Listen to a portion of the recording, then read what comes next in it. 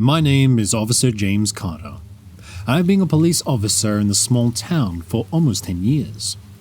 I've seen my share of weird and wonderful things during my time on the force, but nothing could have prepared me for the night that changed everything. It was a dark, stormy night that kind of makes you want to stay home and curl by the fire. But duty called, and I found myself patrolling the deserted streets, my headlights cutting through the dense fog.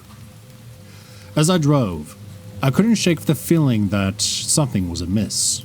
The town felt empty, too quiet. Even the wind seemed to hold its breath.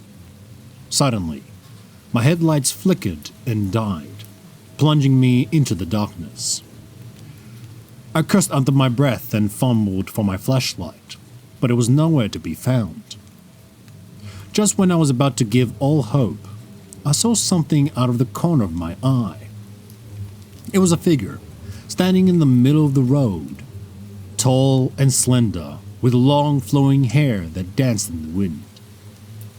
I couldn't make out its face, but I could feel its eyes boring into me. I froze, my heart pounding in my chest.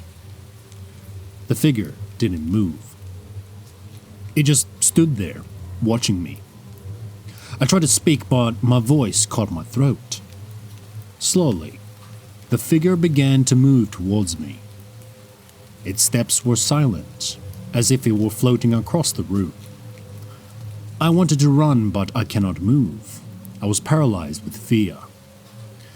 As the figure drew closer, I could see its face.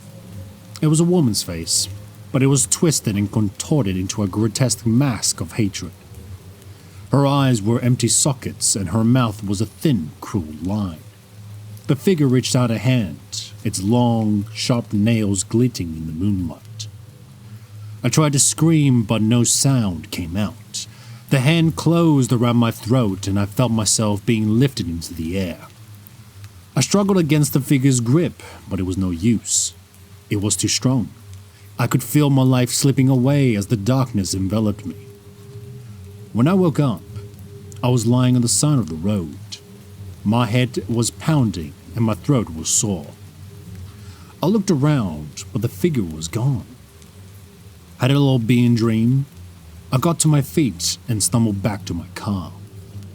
As I drove away, I couldn't help but wonder what I had seen that night. Was it real or just a figment of my imagination? I never saw the figure again, but I never forgot that night. It changed me forever.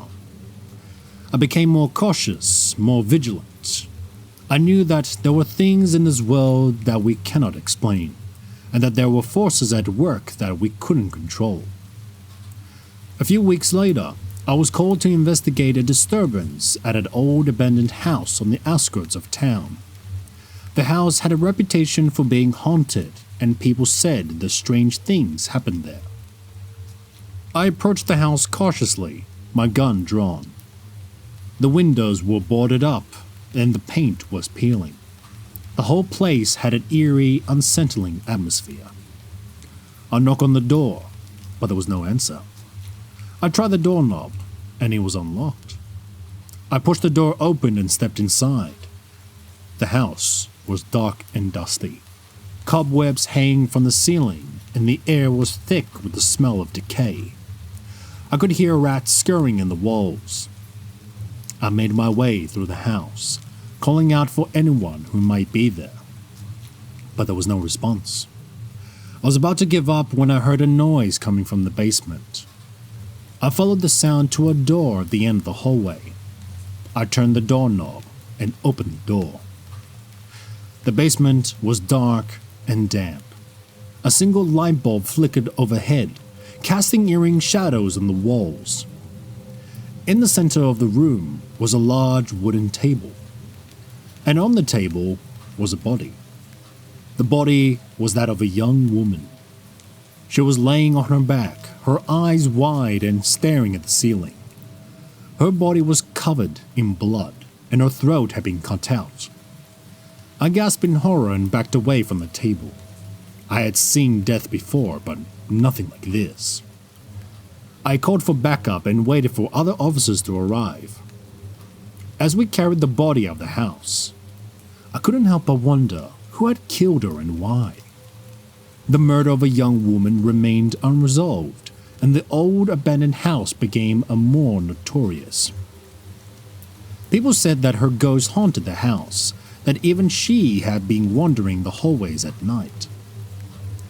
I never went back to that house, but I never forgot what I saw that day.